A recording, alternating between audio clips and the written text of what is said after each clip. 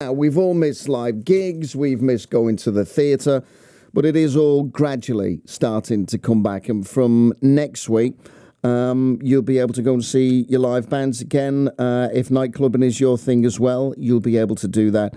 And theatre-wise, too, Floral Pavilion, I bet they're absolutely desperate to get opened up again, one of our smaller theatres, as is the Empire, one of our larger ones as well.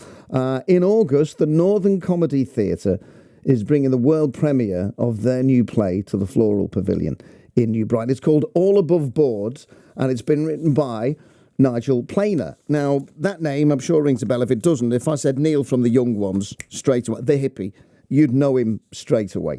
And he's done a lot of things before that. He's certainly done a hell of a lot of things since the Young Ones as well. He's a broadcaster, he's a writer, he's a director. And I met up with him at the rehearsals at Fact in Wood Street.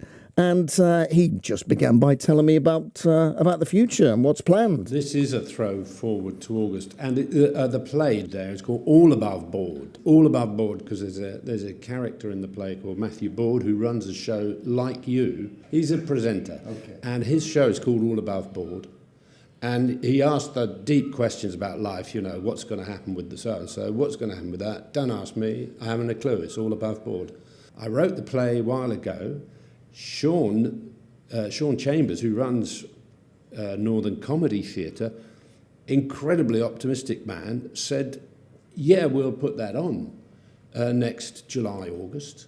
But he said that like 8 months ago, right in the middle of the lockdown. He said, no, and he started booking the theatres.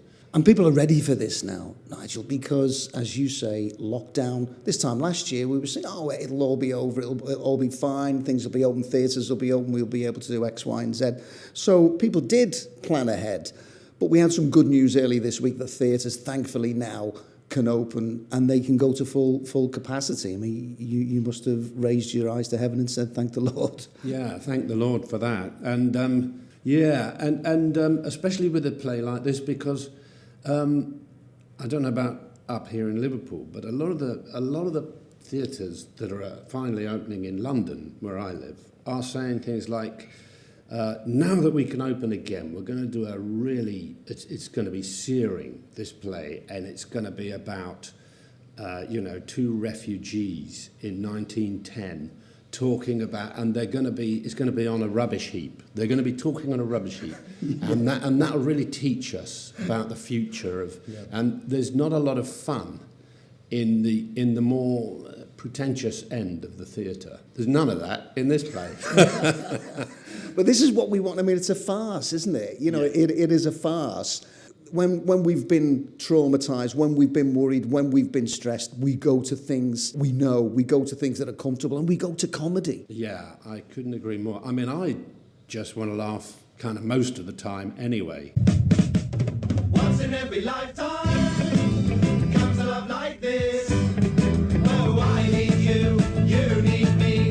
Oh, my darling, can't you see? Whether you like it or not, I mean, I mentioned that to my friend who I was going to meet you today, and he was like a teenage girl screaming at the Beatles. And those lines, you know, those catchphrases, the nation were saying Neil's lines and Rick's lines and Vivian's lines and Mike's lines. That was absolutely huge, wasn't it? Yeah, it was. It was a surprise, really, how that took over. Before that, I was the sort of character player in the group, playing all sorts of weird characters. And then Neil and it's my fault too, because I did an album, I did a single, I did a tour, I did a book as Neil. You know, I really milked it, as it were. But the Neil character just hit this nerve with the nation, it has to be said. And that took a few years to come to terms with, and you know how great that is. It's really good, but then where does it leave you with what you're going to do next? And I think for somebody like Rick, God bless him, that was just perfect for him, because he was always going to be inevitably Rick. That was his thing. He did that so brilliantly. This self-sufficiency thing really is amazing, you know, Rick. Like, we sow the seed, right? Nature grows the seed, And then we eat the seed. And then after that again, we sow the seed. Nature grows. Oh, shut up! Shut up! Shut up! Right, now shut up! Oh, God, I've killed a hippie. Oh, Neil! Neil! Orange Peel! If only I could see you again! Hello, Rick. At the same time as the young ones, I was making something called Shine on Harvey Moon, where I was Linda Robson's boyfriend and then husband, which was another comedy role, but completely different. Neil coming in and dominating took a little while to sort of work one's way around. And all that I knew was the hole in my shoe, which was letting in water. Letting in water. Letting in water. Oh no, what a really heavy bummer.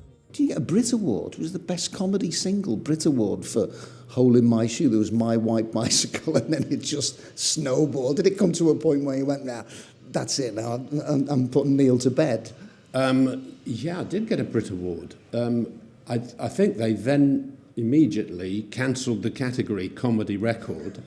I think you were up against Roland Rat. Do you remember that? Yeah, Roland Rat, okay, but I was also up against, and this is a source of pride, I was up against Mel Brooks for that category, and that's, you think, now, come on, I have arrived. I was nominated with Mel Brooks, but I beat Mel Brooks. This is, I mean, that's, how do you sort of, it's all downhill from there, isn't it? And what's he ever done since? What's he ever done since? Exactly. Yeah, exactly. Yeah. The Floral, August. It's a lovely theatre. Do you know the Floral Pavilion? No, I don't know any of these venues. Wonderful. I'm really looking forward to it. Nice venue. And the people of Wirral will make you really, really welcome. And it's just nice to be doing what you love again, I'm sure. Yes, God, it's nice to be. I mean, it's nice to be up here.